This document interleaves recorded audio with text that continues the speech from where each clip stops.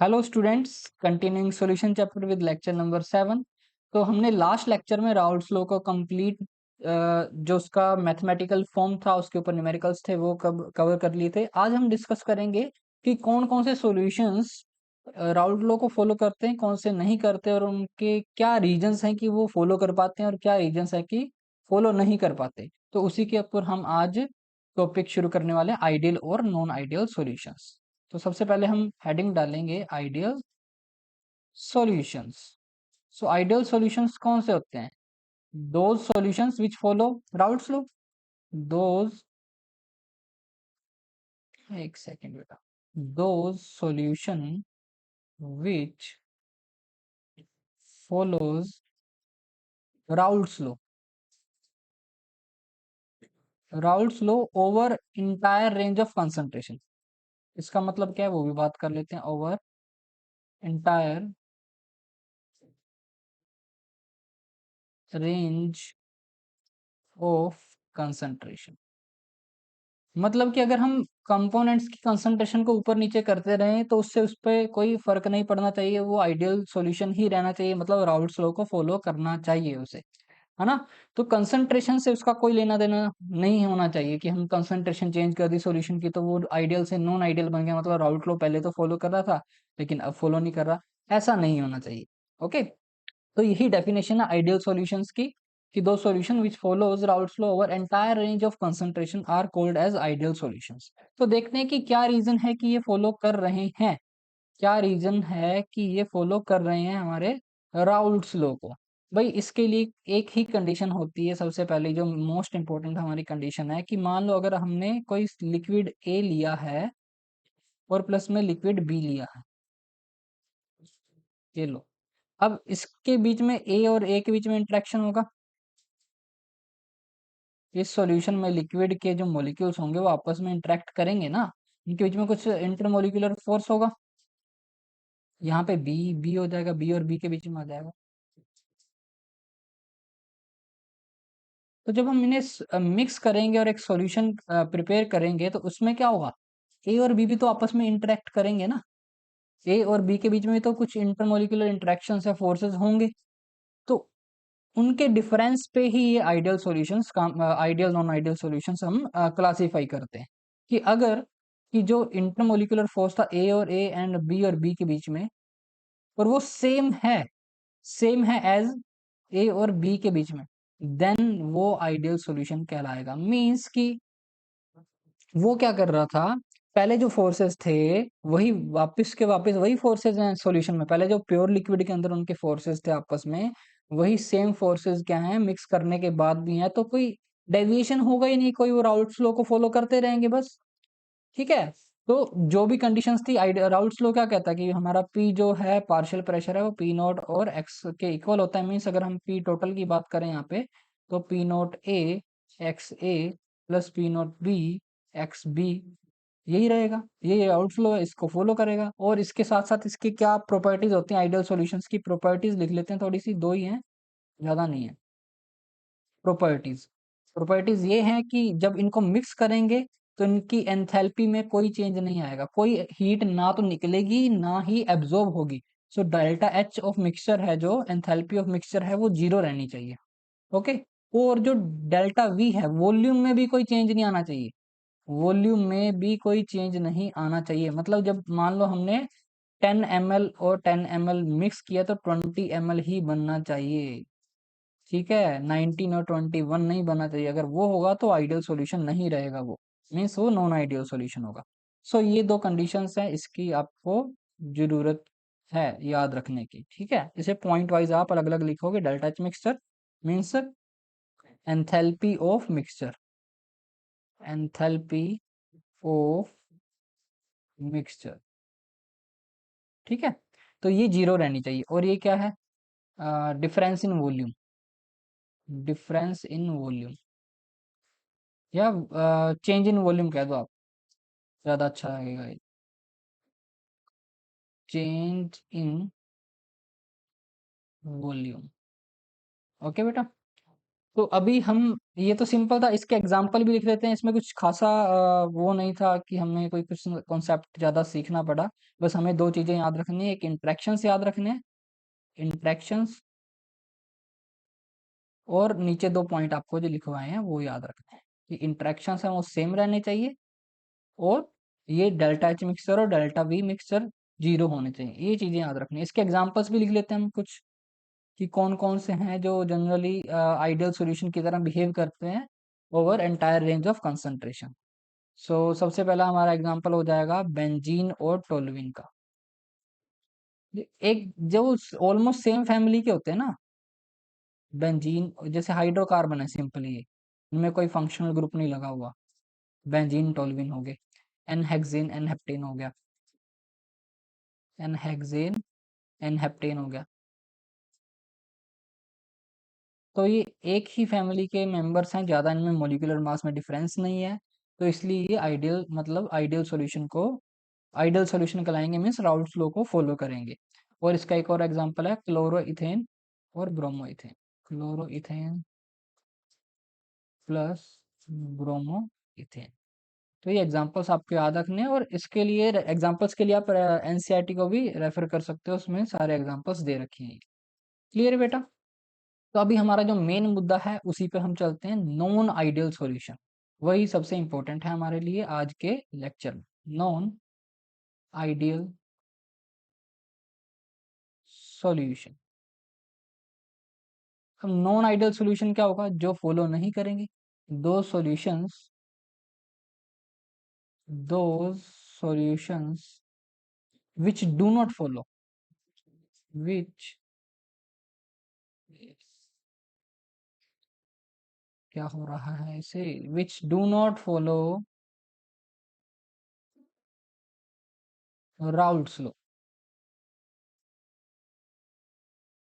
Over entire range of concentration. लिख लो भाई, over entire range of concentration. Clear बेटा? तो मतलब जो राउल्ट्स लॉ को फॉलो नहीं करेंगे, या अपने कह सकते हैं, ये कह सकते हैं कि ये क्या है, नॉन आइडियल सॉल्यूशन है, या कह सकते हैं दे show deviation from Raoult's law, they show deviation from Raoult's law. ठीक है, राउल्ट लॉ से डेविएट हो रहे हैं, ये उसको फॉलो नहीं कर रहे। अब डेविएशन दो टाइप का होगा यहाँ पे, दो टाइप के डेविएशन की का डिस्कशन करेंगे हम यहाँ पे। ये लो भाई, पहला है हमारा पॉजिटिव डेविएशन, पॉजिटिव डेविएशन, और दूसरा है negative deviation, negative deviation. Clear है? दो टाइप के डेविएशन है, एक पॉजिटिव डेविएशन है और एक नेगेटिव डेविएशन है। तो हम देखते हैं कि इनमें डिफरेंस क्या है बेसिकली। तो अभी मैंने आपको ऊपर आइडियल सॉल्यूशन में बताया था कि अगर उनके बीच में इंटरेक्शन फोर्सेज वो सेम रह रहे हैं before mixing and after mixing, तो वो आइडियल सॉल्यूशन है। यहाँ पे वो इंटरेक्शन इंटरेक्शन फोर्सेज थे, इंटरमोलिकुलर फोर्सेज थे। इंटरेक्शन फोर्सेज ही होते हैं एक टाइप के। इंटरेक्शन का मतलब उनके बीच में क्या फोर्स काम कर रहा है। अगर वो सेम थे तो आइडियल सॉल्यूशन था, यहाँ पे सेम नहीं है तो ये नॉन आइडियल सॉल्यूशन है। इसमें भी दो टाइप है, ठीक है। तो उसी इंटरेक्शन फोर्सेस के बिहाफ पे ही इसे क्लासिफाई किया गया पॉजिटिव और नेगेटिव में। चलो देखते हैं कि अगर मान लो मैंने एक सॉल्यूशन लिक्विड लिया ए प्लस लिक्विड लिया बी, इसे लिक्विड ए और बी बन गया यहाँ पे, सॉरी मिक्सचर बन गया उनका। तो यहाँ पे अगर ए ए बी बी के जो फोर्सेस हैं वो अगर ग्रेटर देन है आफ्टर जो हमारा मिक्सचर बना उससे, ठीक है, मतलब जो इंट्रैक्शन फोर्सेस आर,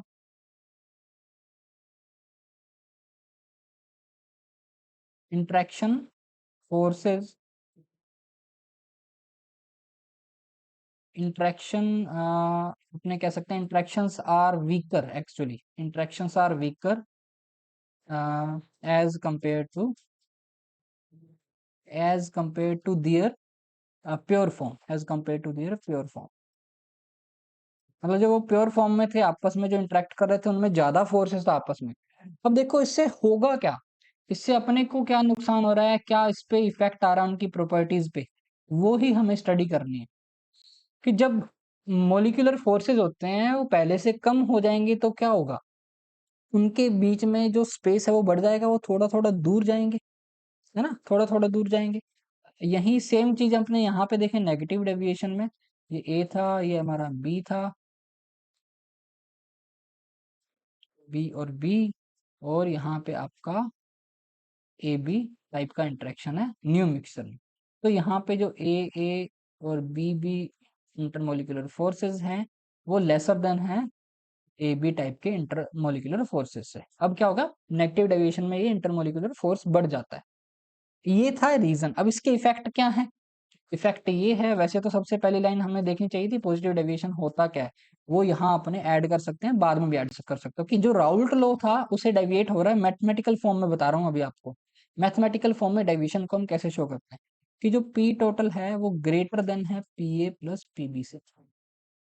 समझ गए, मतलब P total is greater than P note A x A plus P not B x B. ये मैथमेटिकल फॉर्म है डेविएशन को शो करने का। यही बात हम यहाँ पे करें तो P total is lesser than P A plus P B.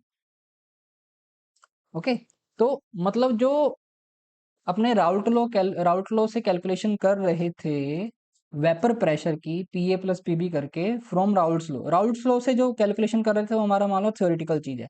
अगर उससे ज्यादा ऑब्जर्व्ड हमारा वेपर प्रेशर आ जाता है, ऑब्जर्व्ड मतलब अगर हम राउल्ट्स लॉ से तो कैलकुलेट कर रहे हैं वो कम आ रहा है, लेकिन एक्चुअल में ज्यादा है तो वो पॉजिटिव डेविएशन है। अगर एक्चुअल में कम आ रहा है हमारा और राउल्ट्स लॉ से ज्यादा आ रहा है तो हमारा नेगेटिव डेविएशन हो जाएगा। ठीक है, ये आप मान सकते हो कि हमने ऑब्जर्व किया था। ऑब्जर्व, ये क्या हो गया हमारा, from Raoult's law, from Raoult's law.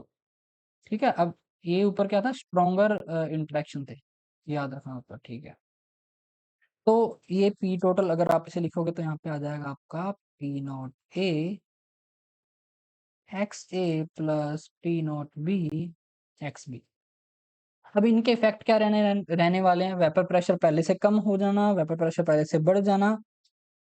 इसका इफेक्ट क्या होगा सॉल्यूशंस की प्रॉपर्टीज पे, हमें ये देखना है। पहले मैंने आपको बताया इंटरेक्शन फोर्सेस के बारे में, अब बताया वेपर प्रेशर के बारे में।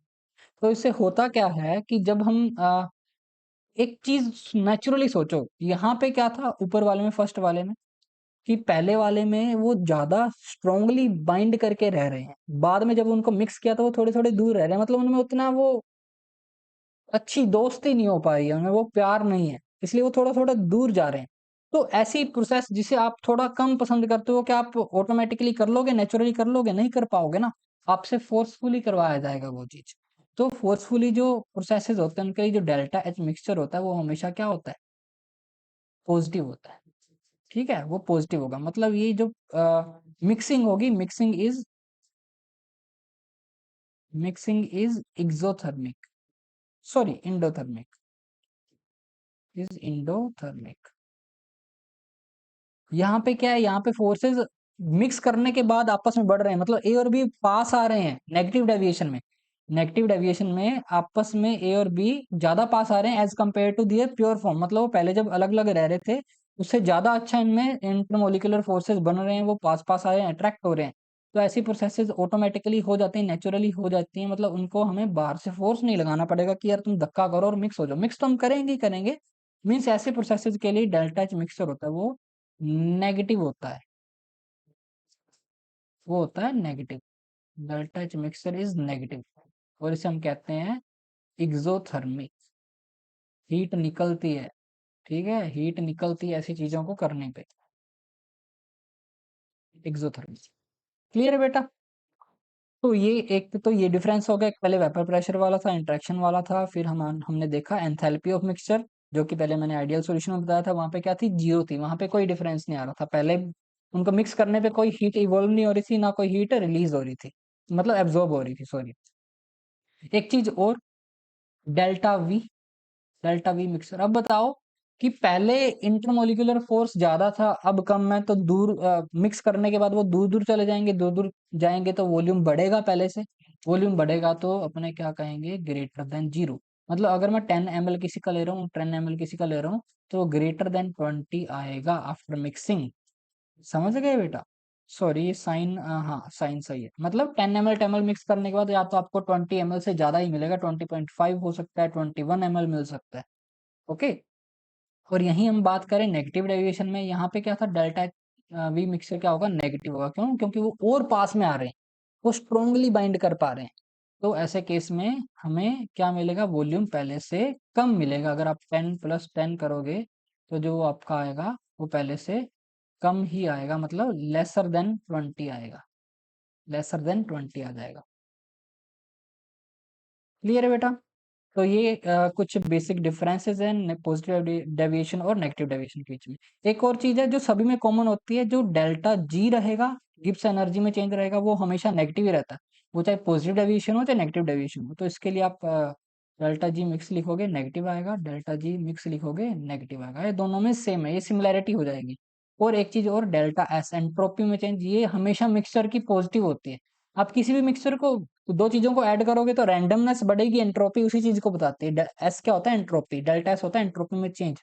आप दो चीजों को मिक्स कर रहे हो, रैंडमनेस बढ़ेगी, मॉलिक्यूल्स के बीच में एक दूसरे से ऐसे ऐसे जाएंगे, रैंडमनेस समझते हो ना क्या होता है, वही चीज है। तो वो बढ़ेगी ही बढ़ेगी, चाहे वो पॉजिटिव डेविएशन है चाहे वो नेगेटिव डेविएशन। ये दोनों में ही सेम रहती है। ये दोनों पॉइंट हैं, ये सिमिलर है, दोनों में ही सिमिलर है, ये सेम है, सेम इन बोथ। ओके। तो ये चीज डिफरेंसेस और सिमिलरिटीज में आ जाती हैं। इसके बाद हम इसके कुछ डिफरेंस एग्जाम्पल डेविएशन के, तो ये समझ लेना, लाइन मैंने लगाई है जो, एरो लगाने की वजह से बीच में सेपरेशन करने की जरूरत है नहीं, बट स्टिल ओके। अब एग्जांपल्स देख लेते हैं इनके। जो वाटर और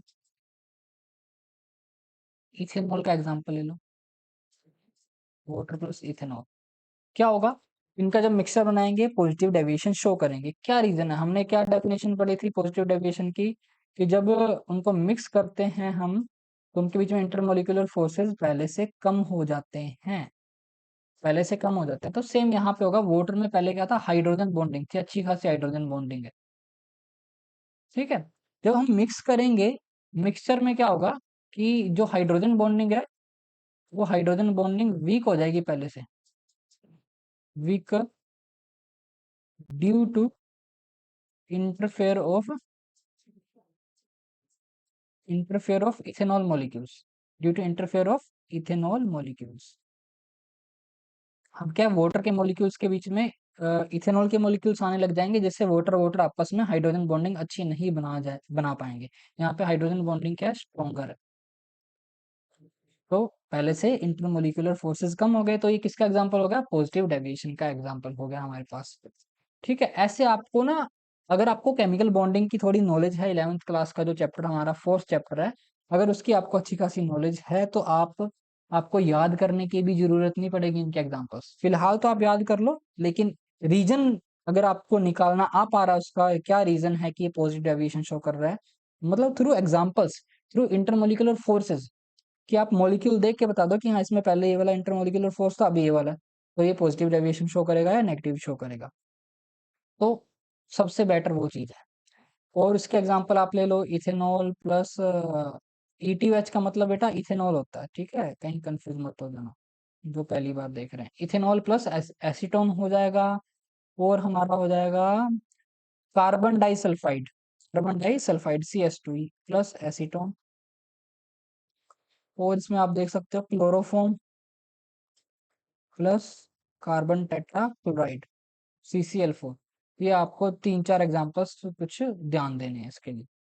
और अगर हम नेगेटिव डेविएशन की बात करें, तो नेगेटिव डेविएशन में क्या होगा, पहले जो फोर्सेस था उसके बाद और ज्यादा बढ़ जाएंगे। सो वाटर प्लस जितने भी एसिड्स हैं, वाटर प्लस एसिड ले लो, या वाटर प्लस एसिड जैसे आपका कोई भी हो गया, HNO3 हो गया, ठीक है, कोई कार्बोक्सिलिक एसिड हो गया, RCWH। तो ऐसे एग्जांपल्स क्या हो जाएंगे, नेगेटिव डेविएशन हो जाएंगे। या फिर आपका सबसे अच्छा एग्जांपल हो जाएगा क्लोरोफॉर्म, क्लोरोफॉर्म प्लस एसीटोन वाला, ये वाला। ये कैसे, पहले अलग अलग थे, जब इनको मिक्स किया तो क्या हुआ, कार्बन हाइड्रोजन, ये Cl, ये Cl, ये Cl, इधर एसीटोन बना लेते हैं। अब क्या होगा, मिक्स करने के बाद इसमें कुछ काइंड ऑफ हाइड्रोजन बॉन्डिंग आ गई। वैसे तो हाइड्रोजन बॉन्डिंग के लिए क्या होता है कि हाइड्रोजन है जो वो आपका मोर इलेक्ट्रोनेगेटिव एटम से, मीन्स या तो फ्लोरीन या ऑक्सीजन या नाइट्रोजन से जुड़ा होना चाहिए, तभी वो ऑक्सीजन के साथ हाइड्रोजन बॉन्डिंग बनाएगा। लेकिन यहाँ पे तीन तीन क्लोरीन लगने के कारण यहाँ पे काफी पार्शियल पॉजिटिव चार्ज जनरेट हो गया कार्बन पे। ठीक है, तो इसके कारण अब ये हाइड्रोजन बॉन्डिंग बना सकता है, इससे ये भी खींचेगा फिर इलेक्ट्रॉन। तो कार्बन पे सॉरी हाइड्रोजन की तरफ एरो लगा दिया मैंने। इससे क्या होगा कि ये हाइड्रोजन भी इस या हाइड्रोजन से ये खींचेगा तो हाइड्रोजन पे पार्शियल पॉजिटिव चार्ज जनरेट हो जाएगा। मीन्स सेम कंडीशन डेवलप हो जाएगी जब हाइड्रोजन मोर इलेक्ट्रोनेगेटिव एटम से जुड़ जाता है। समझ गए, या फ्लोरीन से जुड़ा हो या ऑक्सीजन से जुड़ा हो या नाइट्रोजन से, तो इस केस में भी हाइड्रोजन पे काफी अच्छा पार्शियल पॉजिटिव चार्ज जनरेट हो जाएगा। यही हमें चाहिए होता है हाइड्रोजन बॉन्डिंग बनाने के लिए। क्लियर है बेटा? तो ये आपके कुछ एग्जांपल्स हैं, एक हो गया, दो हो गया, और आप इसमें फिनोल और एनिलीन का ले सकते हो। Phenol plus एनिल, okay. तो ये कुछ एग्जांपल्स हैं नेगेटिव डेविएशन के। अब इसे हम ग्राफिकल रिप्रेजेंटेशन से समझते हैं, पॉजिटिव डेविएशन और नेगेटिव डेविएशन। डेविएशन ग्राफ से कैसे पता लगाते हैं, कि अगर आपको ग्राफ दे दिया तो हम कैसे पहचानेंगे कि पॉजिटिव डेविएशन है या नेगेटिव डेविएशन। क्योंकि हमने राउल्ट्स लॉ के लिए भी तो ग्राफ बनाया था, तो इसके लिए भी बनना चाहिए नॉन आइडियल सॉल्यूशंस के लिए। तो लिखते हैं हम graphical representation, graphical representation, graphical representation, okay. अरे यार ये हैंड राइटिंग, एक सेकेंड। ग्राफिकल रिप्रेजेंटेशन, दोनों का हम ग्राफ बनाएंगे, पॉजिटिव डेविएशन का भी और नेगेटिव डेविएशन का भी। तो लो, पहला हम बना लेते हैं, लो, ये दोनों के लिए दोनों तरफ वही मान लेना, ऊपर जैसे सेपरेशन चल रहा था, लेफ्ट साइड आपका पॉजिटिव डेविएशन है, राइट साइड आपका नेगेटिव डेविएशन।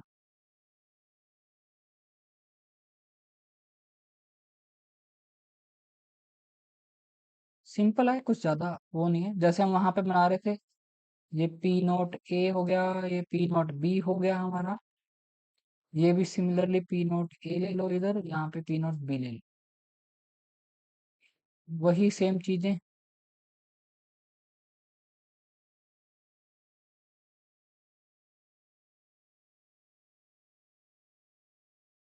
ऐसा है ना कि पेन टैब में थोड़ी सी लाइन ये ड्रॉ करना बड़ा मुश्किल होता है, चलो कोई बात। ये स्ट्रेट लाइन है ना बेटा, थोड़ा सा कर्व हो गया, थोड़ा सा फिर भी ध्यान रखना ना, ये जो मैं डॉट डॉट से बना रहा हूँ ये स्ट्रेट लाइन। कर्व वाली आएंगी वो आपको मैं बता दूंगा कि कहाँ पे कर्व मैंने बनाया। इनको अभी अपने ऐसे ही रहने देते हैं।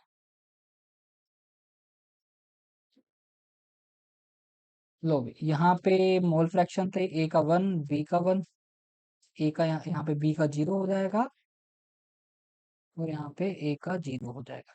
सिमिलरली यहाँ पे ए का 1, यहाँ पे बी का 1।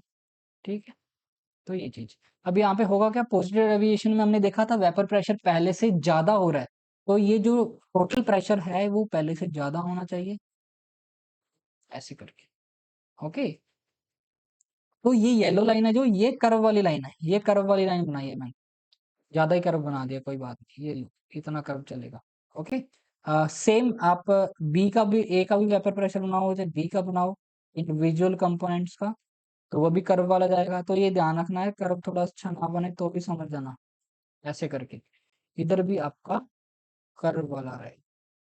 सो यहाँ पे लिख देता हूँ कि पीटी इज ग्रेटर देन, चलो इसे अपने दूसरे पेन से ही लिखेंगे। इधर देखें, ये लो एक second, PT is greater than P A plus PB. और अगर मैं इसके लिए लिखना चाहूँ, ये जैसे ए वाला इधर वाला, ये ए वाला है, ये क्या हो जाएगा, P A is greater than P not A x A.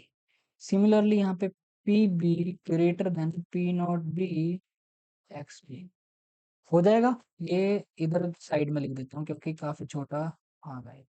P B greater than P not B, यही तो हमने पढ़ा। हमने सिर्फ ऊपर सिंपली ये वाला स्टेटमेंट लिख दिया था, तो इंडिविजुअल के लिए भी ये लागू होता है पॉजिटिव डेविएशन। तभी तो ओवरऑल बन के हमारे पास राउट नॉन आइडियल बनेगा ना। ए का भी ज्यादा आएगा, बी का भी ज्यादा आएगा, तभी तो दोनों को ऐड करेंगे हम, टोटल प्रेशर भी ज्यादा आ जाएगा। समझ रहे हो ना? ये जो स्टेटमेंट था हमारा पीटी ग्रेटर देन पीए प्लस पीबी, ये कब होगा? पीए जब हम राउल्ट लॉ क्या लगाते हैं, PA is equals to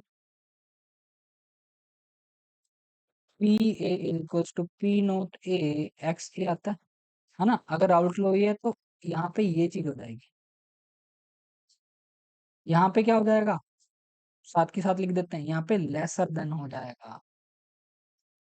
okay, तो ये चीज ध्यान रखनी, ये तो राउल्ट लॉ को फॉलो करता है, ये नहीं फॉलो करता, ये भी नहीं फॉलो कर रहा। ये पॉजिटिव डेविएशन हो जाएगा, ये क्या हो जाएगा, नेगेटिव डेविएशन हो जाएगा। ओके, तो यहाँ पे भी हम, यहाँ पे जो लाइन आएगी जैसे हमने ऊपर कर्व बनाया था, यहाँ पे नीचे कर्व बनेगा ऐसे करके। इसमें भी ऐसे नीचे बनाओगे और इसमें भी आप नीचे ही बनाओगे। सो यहाँ पे अगर आप लिखोगे तो पीटी,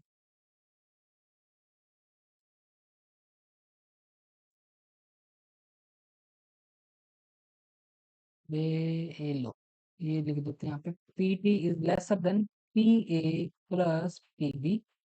सिमिलरली यहाँ पे अगर आप लिखना चाहो तो ये आपका PB lesser than P A P not B और एक्स बी। और सिमिलरली यहाँ पे अगर आप लिखना चाहो P A lesser than P not A x A. Graph थोड़ा सा गंदा बना है ना, ये थोड़ा सा पता है क्या होता है, पेन टैब पे ये लाइंस ड्रॉ करना कर्व वाली, और ये बड़ा मुश्किल होता है। तो आपका कॉन्सेप्ट समझना ज्यादा जरूरी है as compare to handwriting, है ना? तब आप समझ, आप पहचान पाओगे ना ग्राफ को देख के कि कौन सा पॉजिटिव डेविएशन शो कर रहा है, कौन सा नेगेटिव डेविएशन कर रहा है। तो आज के लिए इतना ही, कल हम इससे ही रिलेटेड एक टॉपिक करेंगे, azeotropes. Okay, so that's all for today, bye.